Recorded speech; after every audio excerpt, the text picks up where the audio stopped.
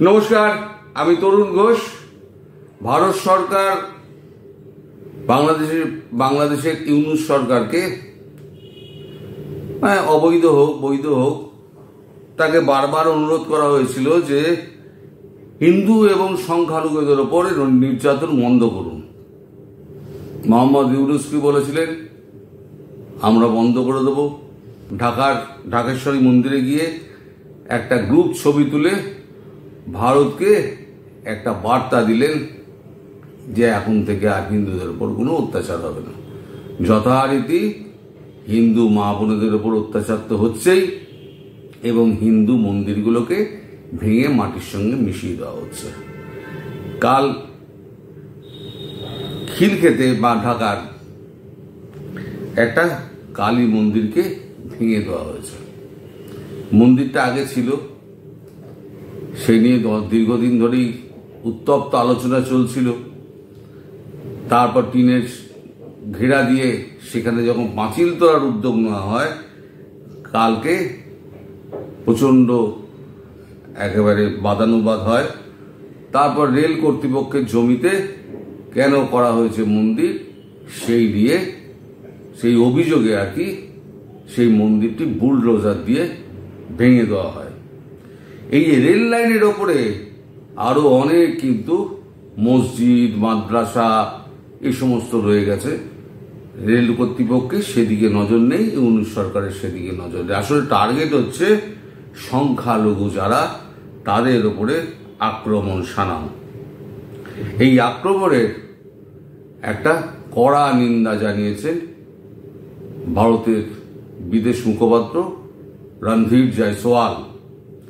তিনি তার প্রেস ব্রিফিংয়ে তিনি একেবারে পরিষ্কার বলেছেন, ভারত এই ঘটনা তীব্র নিন্দা জানায়। ভারত এই ধরনের ঘটনা মোটেই সরকারের কাছ থেকে কাম্য বলে মনে করে না। তো যাই হোক, এ তো সোনার বান্দা নয়, এরা শুনবে না। এদের যা মনে আছে এরা তাই করবে, আর ভারতের যা মনে আছে ভারত তাই করবে। পরে আম্মা আম্মা আব্বা আব্বা বলে চিৎকার করলে তো আর হবে না, তখন আর ছাড়া পাবে না। সব থেকে বড় বদমাইশ হচ্ছে এখানে ওই শফিকুল, যেটা হচ্ছে আরো প্রেস সচিব। এইটা মব ক্রিয়েট করে যে সমস্ত কাণ্ড কারখানা সমস্ত হয়ে বেড়াচ্ছে, সেটাকে উনি জাস্টিফাই করছেন। আর জাস্টিফাই করছেন কি বলে? তিনি বলছেন, আপনারা যেটাকে মব বলছেন আমি সেটাকে বলি, আমি সেটাকে ক্ষোভের বহিঃপ্রকাশ বলছি। প্রেস সচিব হারামজাদা, তুই একটা সংবাদপত্রের একটা এএফপির প্রতিনিধি ছিলি, তুই তো মাস মাইনেও প্রতিনিধি ছিলি না, খবর আমি জানি। সংবাদ ভিত্তিক পয়সা পেতিস তুই এখন তোর ল্যাজ মোটা হয়ে গেছে, তুই এখন সরকারের উপদেষ্টা হয়ে বড় বড় লম্বা লম্বা লেকচার মারছিস। এসব লেকচার কোথায় থাকে আমি দেখব, আর তোর যা অবস্থা হবে সেটা পরে হবে কোনি। আবার মানে এখানে থামেনি, সে একবার প্রমাণ করার চেষ্টা করছে একেবারে বাংলাদেশে একেবারে প্রেস একেবারে নাকি সংবাদ মাধ্যম নাকি একেবারে অবাধ তাদের বিচরণ আছে।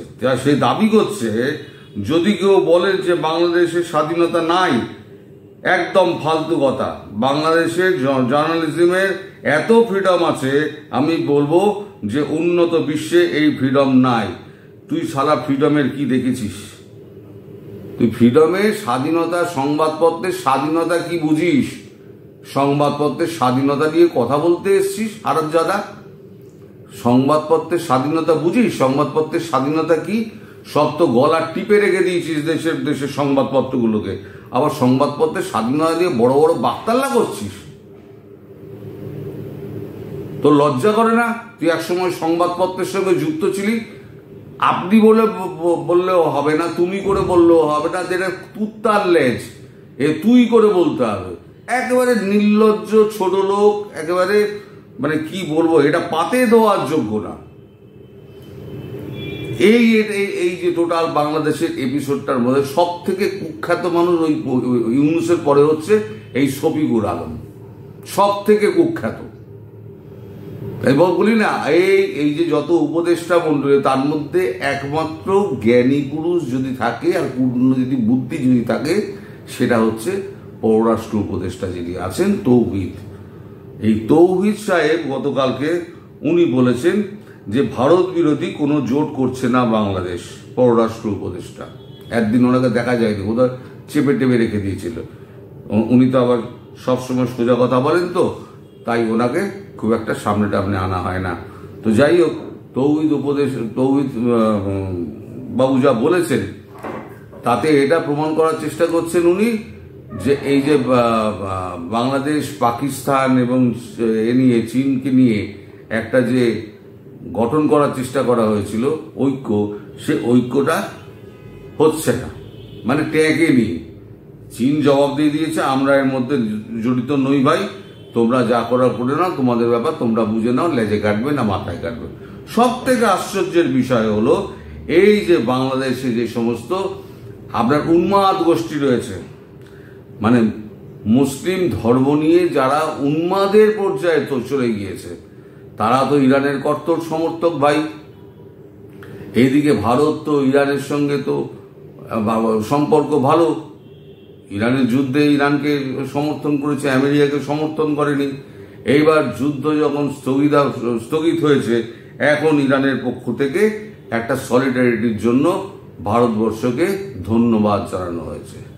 ধন্যবাদ জানিয়ে ইরানের এর থেকে টুইটার থেকে, ইরান পররাষ্ট্র টুইটার থেকে লেখা হয়েছে, the Iranian embassy extended heartfelt gratitude to all freedom-loving people of India, including political parties, members of parliament, non-government organizations, religious and spiritual leaders, university professors, members of media, social activists, and all individuals and institutions who stood firmly and vocally with Iran.